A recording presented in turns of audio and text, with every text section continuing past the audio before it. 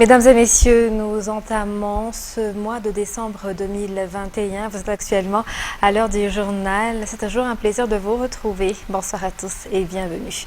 Dans les actualités de ce jour, page politique. Les nouveaux membres de la Commission électorale nationale indépendante ont prêté serment ce jour lors d'une cérémonie qui s'est déroulée dans les locaux de la Cour suprême à Anoussi.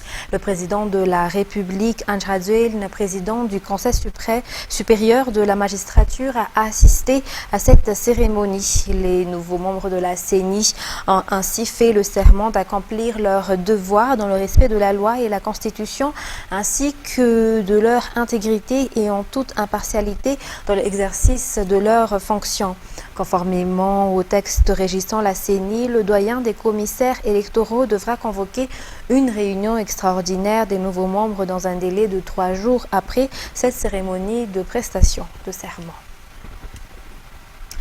La commission d'analyse et d'évaluation a finalisé les évaluations des biens des personnes concernées par l'expropriation dans le cadre du projet Tanamaswange aujourd'hui. La prochaine étape vise à élaborer les indemnisations et compensations de ces biens expropriés. Il y a des compensations à titre matériel mais aussi des compensations à titre financier selon le choix des personnes concernées. La plupart de la population concernée a accepté de recevoir les techniciens de la commission selon les explications des responsables au sein du secrétariat d'État en charge des nouvelles villes et de l'habitat. À noter que le projet Tanamaswange entre dans sa première phase actuellement, qui est la construction des bâtiments administratifs sur les terrains de l'État. Reportage sur les images de Nzara Khanjiansou. Le travail de la commission en charge de l'analyse et de l'évaluation des biens concernés par l'expropriation dans le cadre du projet Tanamaswange a duré 45 jours. La commission finalise actuellement les évaluations des biens de ces personnes concernées et entre dans la phase d'analyse pour l'indemnisation et la compensation des biens. Un bureau de liaison a également été mis en place dans la commune d'Imirtiatousk pour collecter les doléances et mettre les informations concernant le projet Tanamaswange à la portée de la population. Selon Léa Ravoie-Vinoursou, secrétaire générale du secrétariat d'État en charge des nouvelles villes et de l'habitat, les indemnisations se basent sur les évaluations effectuées par la commission. L'État appuiera les personnes concernées sur une période de 5 ans, une période estimée pour le redémarrage de leur activité. Les concernés ont le choix entre reprendre leurs activités ou démarrer une nouvelle activité. L'État prend en charge également le renforcement des activités à travers les fonds de développement de l'agriculture ou FDA, à travers des formations ou encore des fonds d'élevage selon les activités de ceux qui sont concernés par l'expropriation. Pour les biens immobiliers, l'État a déjà construit 320 logements à Imirtiatousk. Les personnes ont le choix entre bénéficier de ces logements, reconstruire de nouveaux ou encore négocier une vente-location. Les grandes cultures sur la plaine d'Imirtiatousk ne seront pas concernées par l'expropriation car le but est aussi de laisser 40% d'activités vertes. Tout est déjà étudié, a ajouté le SG du SENVH. Il s'agit maintenant de réaliser les étapes et les procédures. Par ailleurs, les personnes qui sont venues consulter le bureau de liaison sont peu nombreuses, ce qui prouve que l'information sur le projet est comprise par la population, affirme la secrétaire générale. Elle a souligné que la plupart ont accepté de se faire évaluer leurs biens, ce qui a facilité le travail de la commission. Au cas où l'évaluation ne convient pas aux concernés, ils peuvent saisir les instances judiciaires pour une contre-expertise.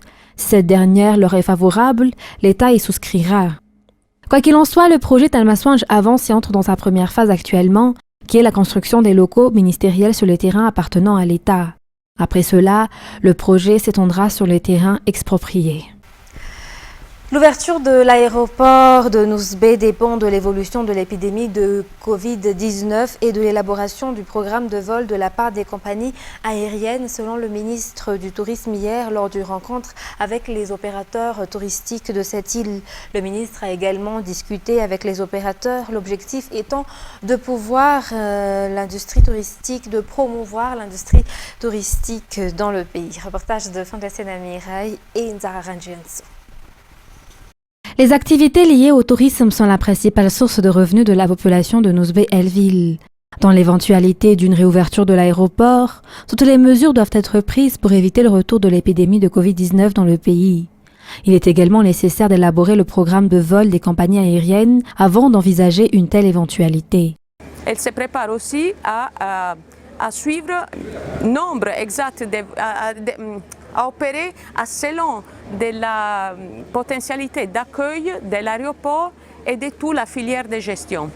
Je fais un exemple simple. Nosub, il ne peut pas demain accueillir 4 avions parce qu'on va les mettre où s'ils sont passagers? Comment on peut gérer s'ils sont passagers parfois? C'est impossible. Mais voilà, la volonté est là. On voit qu'on a ouvert un dialogue assez concret et ouvert avec les ministres, les ministères, etc. Et on est tous vraiment là pour aider et pour faire ce qu'on nous dit de faire et faire des propositions aussi concrètes. D'accord, merci beaucoup. C'est madame Elisabetta Gravellino. Le ministre du Tourisme a également eu une discussion avec les opérateurs dans l'objectif de promouvoir le secteur du tourisme à Nosbe. Le président de la République m'a mandaté personnellement et très rapidement à rencontrer les opérateurs touristiques à Nosbe dans le but de s'échanger avec eux, d'écouter un petit peu ce qu'ils en pensent du tourisme à Nosbe. Bien sûr, la question de l'ouverture de l'aéroport de Nosbe a été évoquée et sur lequel donc avec les opérateurs, les autorités à Nosbe, nous allons réfléchir ensemble quelles sont les dispositions à mettre en place, quels sont les engagements de tout un chacun pour garantir vraiment que le Covid-19 ne puisse pas rentrer à Nosbe si jamais on décide d'ouvrir l'aéroport de Nosbe. La distribution des gels désinfectants et de masques aux opérateurs touristiques de Nosbe a commencé hier. Ce qui fait l'actualité de ce jour également, c'est la journée mondiale de la lutte contre le sida. 79,3 millions de personnes portent la maladie du VIH-sida dans le monde depuis l'apparition de ce virus. Environ 27,5 millions de personnes qui vivent avec cette maladie suivent un traitement médical. Aujourd'hui a été marquée la journée mondiale de la lutte contre le sida. Reportage signé Radraman Zatouf et Anzara Razonarville. Pour Madagascar en particulier, le nombre de personnes atteintes du VIH-Sida est peu nombreux comparé à ceux de pays africains subsahariens. Selon les prévisions, ce taux est à 0,3% entre une tranche d'âge de 15 à 40 ans. Néanmoins, ce taux est tendance actuellement. À cet effet, la vigilance de tout un chacun est de mise. Le traitement des personnes portant ce virus est gratuit à Madagascar et chacun est invité à se faire dépister selon les responsables. Selon le secrétaire général au sein du ministère de la Santé publique, la solidarité est importante pour lutter contre cette maladie. Luttant contre la discrimination, luttant contre le sida, luttant contre le virus, tel est le thème de cette journée mondiale de la lutte contre le sida qui a été célébrée aujourd'hui. Malgré les impacts de la Covid-19 dans le domaine de l'emploi à Madagascar, les entreprises commencent à se redresser actuellement. Pour que l'environnement de l'emploi revienne à la normale, tout le monde est invité à se faire vacciner selon le directeur de l'Organisation internationale du travail ou OIT, branche Océan Indien aujourd'hui.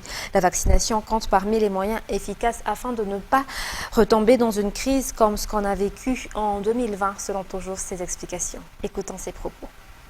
La nouvelle tendance est marquée par l'arrivée des vaccins. Les vaccins, il est démontré partout ailleurs que la vaccination a un impact positif sur la reprise, la reprise économique et la reprise du marché du travail. Et l'OIT, l'Organisation internationale du travail, a démontré scientifiquement que lorsque 14 personnes sont vaccinées, il y a un emploi à temps plein qui s'ajoute au marché du travail. Et ça, c'est très important. Cela veut dire que aussi bien l'OIT que l'OMS et toutes les agences des Nations Unies invitent la population à se vacciner parce que la vaccination protège non seulement celui ou celle qui a été vaccinée, mais protège sa famille et aussi ça contribue à relancer l'économie et le monde du travail. Et puisqu'on parle de la lutte contre le coronavirus, le contrôle des mesures sanitaires et des gestes barrières sera renforcé pour endiguer la propagation du virus Covid-19, selon les explications des forces de l'ordre aujourd'hui. Les sanctions ne sont pas encore d'actualité, néanmoins les forces de l'ordre sensibilisent pour le respect des restrictions sanitaires, notamment le port de masque. Le transport public fera l'objet d'une sensibilisation particulière selon les explications. Nous en disent plus. C'est toujours le laisser-aller en matière de respect des gestes barrières dans la capitale. La plupart des personnes dans les rues ne portent plus de masque. Après l'annonce sortie par la préfecture de police d'Antananarivo, les forces de l'ordre ont affirmé aujourd'hui qu'ils renforcent la sensibilisation de la population dans le respect des gestes barrières, surtout dans les lieux d'affluence. Les transports publics feront l'objet d'une sensibilisation particulière selon les explications. Après la sensibilisation qui durera 3 semaines et qui a débuté la semaine dernière, les forces de l'ordre procéderont aux sanctions. Ces dernières appellent également la population à se faire vacciner contre le virus Covid-19. La vaccination qui figure parmi les moyens de protection contre la propagation du virus. Toujours dans cette page sociale, le crédit d'investissement à l'appui au développement des districts ou SIAD 2020 pour le district de Tana 3 sera utilisé pour la lutte contre l'insécurité dans ce district, a souligné N. Arafen Manansou, député élu dans le 3e arrondissement de Tananarive. À cet effet, ce jour, les lampadaires solaires ont été distribués aux 18 Fukuntan du 3e arrondissement. Reportage de Annienne Martina et Enza Rangiansu. 180 lampadaires solaires ont été distribués ce jour dans les locaux de district de Tana 3 pour 18 Fukuntan du 3e arrondissement. Ce projet a été réalisé grâce au financement du SIAD, ou Crédit d'investissement à l'appui au développement des districts 2020, anciennement appelé CLD. 16 Fukuntan avaient déjà obtenu des lampadaires similaires l'année dernière à travers le CLD 2019, selon les explications de N. Arafen Manansou, député élu dans le district de 3e arrondissement. Cette initiative fait partie des mesures prises pour lutter contre l'insécurité qui règne au sein des quartiers du 3e arrondissement. Par ailleurs, la réhabilitation des ruelles dans 4 Fukuntan du district de Tana 3 seront également au programme pour cette année, notamment dans les Fukuntan d'Akurunjanonjefan, Anjavang Est, Mandelas Akadfuts et Apanjan. Dans les actualités internationales de ce jour, la journée mondiale de lutte contre le sida a lieu le 1er décembre et à cette occasion, justement, l'ONU-SIDA appelle à davantage d'actions alors que 680 000 personnes sont mortes des suites du virus en 2020 dans le monde. En République démocratique du Congo, le VIH tue encore 17 000 personnes par an, faute d'accès à un dépistage efficace et de moyens pour se faire soigner. France 24 nous en dit plus. La vie de cette femme, que nous appellerons Annie, et qui a choisi de ne pas montrer son visage, bascule en 2003. Elle souffre d'infections à répétition et consulte dans plusieurs centres de santé. D'abord, les médecins ont pensé que c'était la tuberculose, mais après des examens, on n'a rien trouvé. D'autres ont dit que c'était peut-être l'estomac, mais rien ne changeait. Alors je suis allée dans un centre spécialisé où ils ont trouvé que c'était le VIH. Aujourd'hui, cela fait 15 ans qu'Annie prend des antirétroviraux tous les jours, à heure fixe. Même si je sors à une fête, je prends mes médicaments avec moi dans mon sac. Chaque mois, comme 2000 autres patients, elle se rend dans cet hôpital pour récupérer ses médicaments. La structure, appuyée par Médecins sans frontières, est la seule du pays à suivre gratuitement les personnes vivant avec le VIH avancé. Ça, tu le prends à 21h30, comme d'habitude. Dépistés trop tard, incapables de payer leurs soins dans d'autres hôpitaux, de nombreux malades arrivent dans un état critique. Le centre compte 40 lits, dont 10 pour les patients atteints de tuberculose. Un tiers des hospitalisés décèdent. Malheureusement, on récupère certains patients, mais les autres patients, on ne les récupère pas. Au-delà de la tuberculose, nous avons des atteintes neurologiques, mais aussi des atteintes pulmonaires. Ça représente à peu près 85% de nos patients ici. Selon l'ONU, sur plus de 500 000 personnes vivant avec le VIH en RDC, moins d'un quart ont leur charge virale supprimée, c'est-à-dire qu'ils suivent correctement un traitement. MSF dénonce des pénuries d'antirétroviraux, les ARV, et un manque de sensibilisation. Un monde sans VIH, c'est d'abord travailler en amont sur tout ce qui concerne la disponibilité des intrants, notamment les ARV, et travailler aussi dans le domaine communautaire pour lever tous les pesanteurs, ces obstacles-là à l'accès aux soins. En 2020, le VIH a tué environ 17 000 personnes en RDC.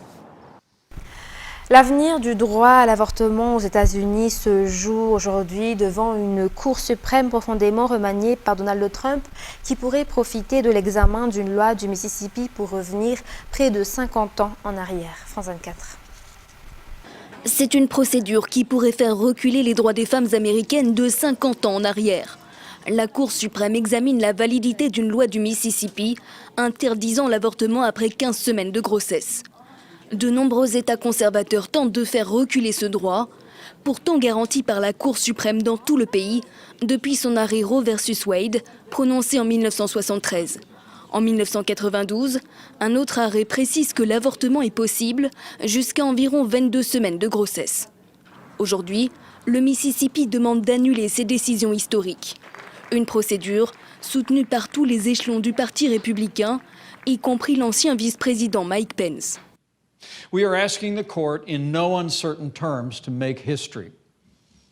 We are asking the Supreme Court of the United States to overturn Roe v. Wade and restore the sanctity of life to the center of American law.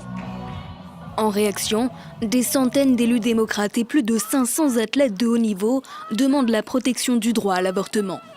Barbara Phillips a choisi d'interrompre sa grossesse en 1973. Aujourd'hui, elle s'inquiète pour la santé des femmes. Many of us will go back to coat hangers and back alleys. You know, women will find ways to terminate pregnancies. And when we make that illegal, women will go back to desperate ways. Actuellement, sur les 9 juges de la Cour suprême, 6 appartiennent au camp conservateur. Ce nouvel équilibre fait craindre le pire aux défenseurs du droit à l'avortement. La juridiction suprême devrait rendre sa décision au printemps prochain. Et pour terminer cette page internationale, tentative d'incendie d'une mairie en Guadeloupe, barrage routier en Martinique et à Saint-Martin. La situation était toujours tendue dans les Antilles françaises au dernier jour de la visite du ministre des Outre-mer, Sébastien Lecornu, qui s'est montré ouvert sur l'application de l'obligation vaccinale déjà repoussée au 31 décembre. France 24. Mission pour Sébastien Lecornu aux Antilles. Après 2 jours de visite en Guadeloupe et en Martinique, le ministre des Outre-mer rentre à Paris avec un bilan très mitigé. Lors d'un dernier round de négociations, avec cette fois l'intersyndicale martiniquaise, l'État a fait un pas en avant concernant la date de l'entrée en vigueur de l'obligation vaccinale. La loi de la République s'applique. Néanmoins, la question des modalités d'application de cette loi est posée sur un principe de réalité. Et je le dis avec beaucoup de bon sens, il y a un principe de réalité sur ce territoire, et social et sanitaire, qui s'imposera à toutes les parties. Pas question pour autant de revenir sur cette obligation. Cette annonce intervient alors que vendredi, le ministre de la Santé, Olivier Véran, avait d'ores et déjà repoussé la date butoir au 31 décembre. Une avancée soulignée par les syndicats martiniquais, mais pas sûr pour autant que cela suffise à calmer les esprits.